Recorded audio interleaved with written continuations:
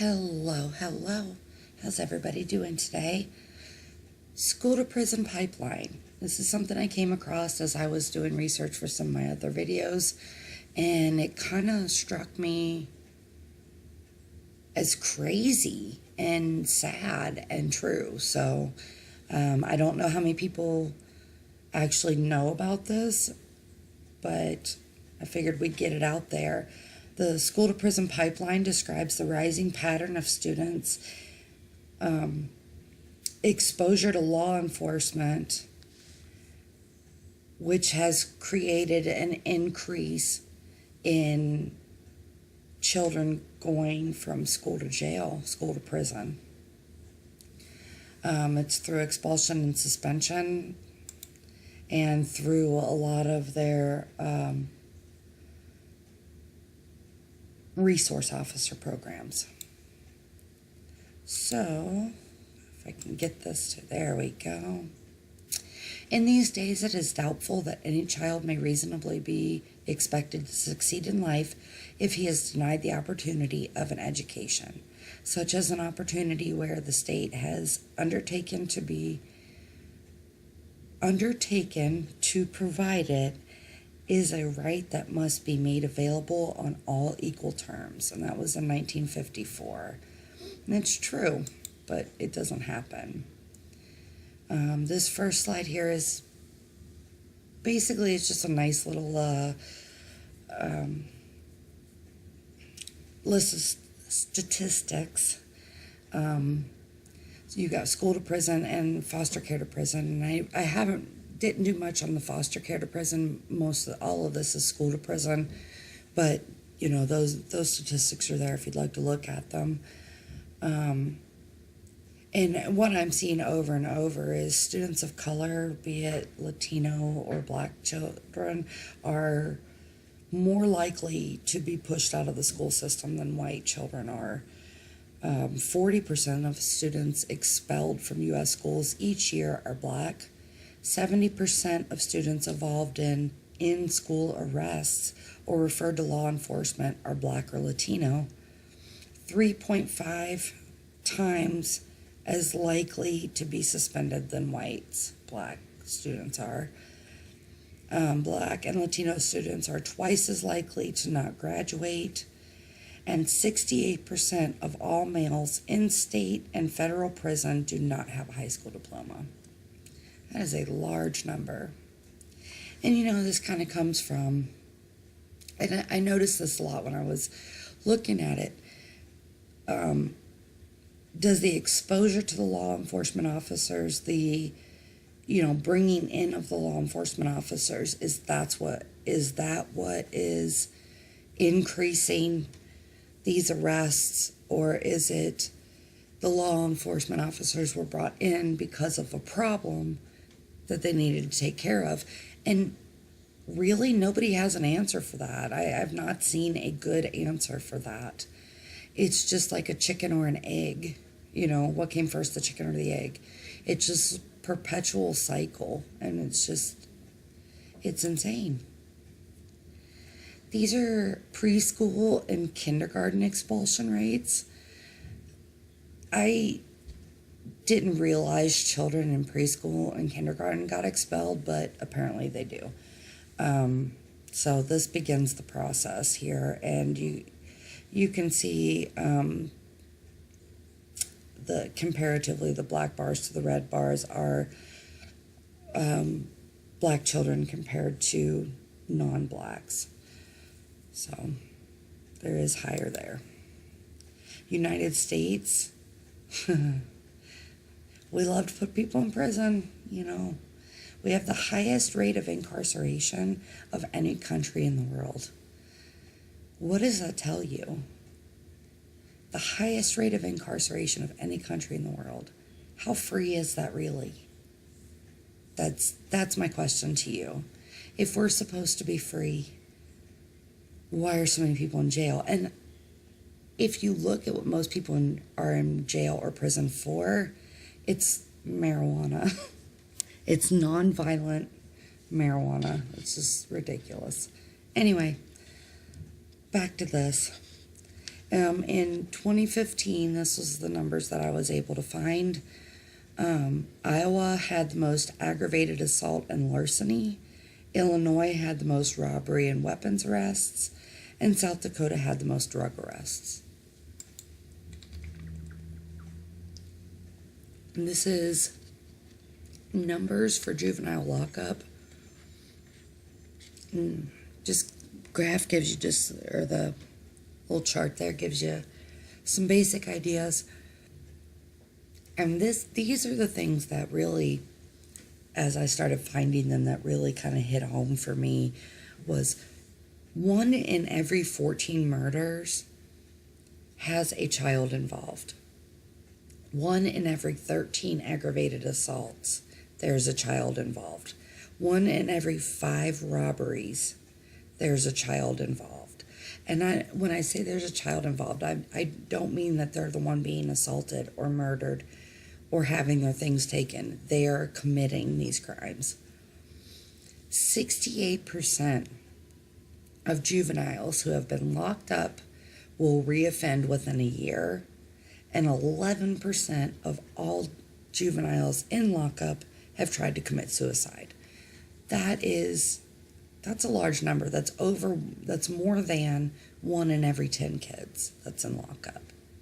That's a lot. On any given day, there are about 107,000 children in custody.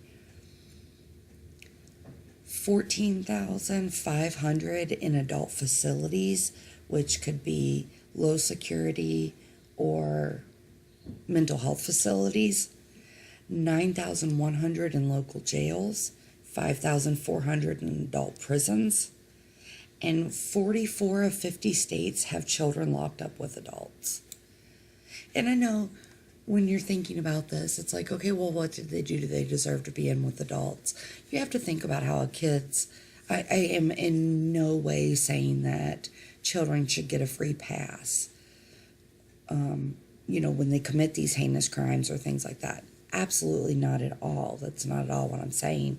What I'm saying is, how did we get to this point that children are committing these crimes? How did we get here? That's what I want to highlight. That's what I want to try to figure out. And that's what we need to try to fix. So, even when controlling for school poverty, schools with a school resource officer had nearly 5 times the rate of arrest for disorderly conduct as schools without one. After Columbine, a lot of schools went to zero tolerance, and they started getting resource officers in. Schools with resource officers are 11 times more likely to send students to juvenile. Between 97 and 07, about 1/3 of an increase in school resource officers. And the faculty and staff, where there are school resource officers, tend to farm out the discipline. They don't come up with ways to keep the kids engaged in class, or come up with in classroom discipline. It's now you just get them out. Just get them out of the classroom. And that's part of what's causing the problem. School resource officers are handling more discipline in schools. 24% of elementary schools have resource officers. 40% of high schools have resource officers. Racial bias may account for some of the arrests. Black children as young as kindergarten are 3.6 times more likely to get a suspension. And the racial bias does extend to Native Americans and those of mixed race. That's not completely what the problem is, but it is a problem that is out there. And, it's kind of like, what came first, the chicken or the egg? What came first, the problem or the resource officers?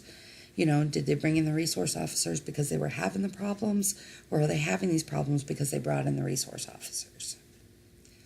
If you're going to have the problems either way, the resource officers have a more streamlined, out of the classroom way to handle things than schools without resource officers do.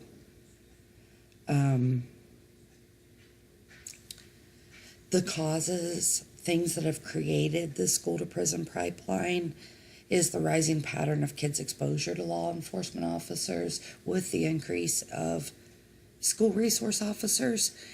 The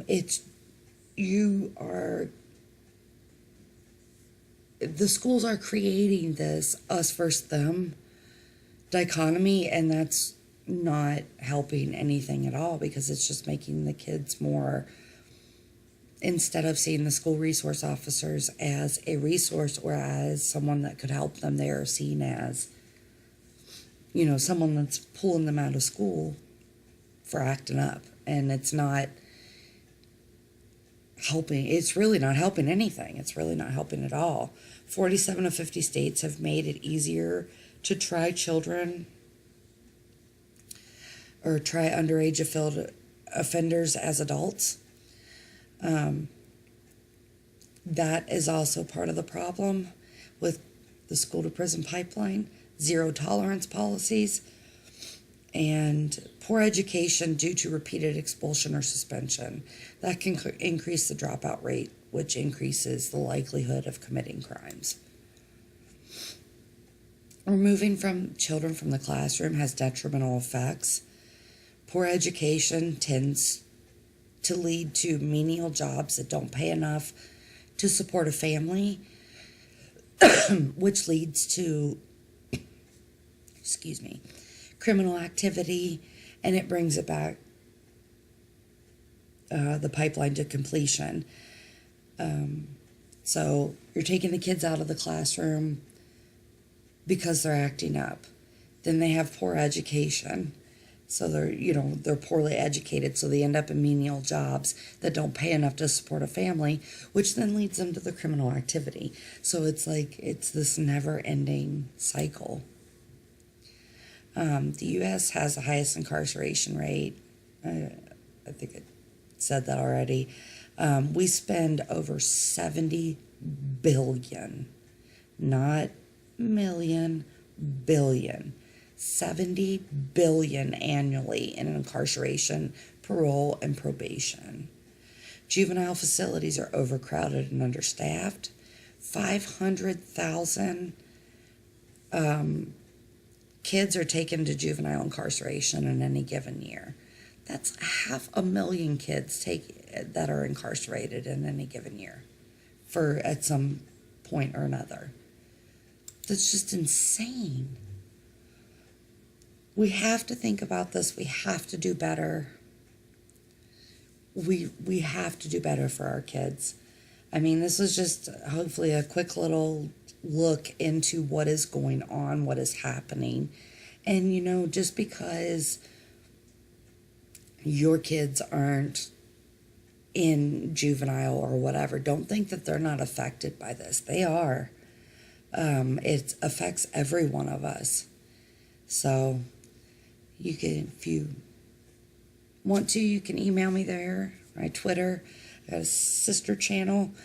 I also have started a GoFundMe account. If you would like to donate, that would be wonderful. I'd like to be able to get some equipment so that I can make videos more on the regular instead of having to use my son's school computer. And as always, keep spreading truth, love, and light, and be the change that you want to see. Be that in yourself. So from me to you, love and light, and I'll catch y'all on the flip.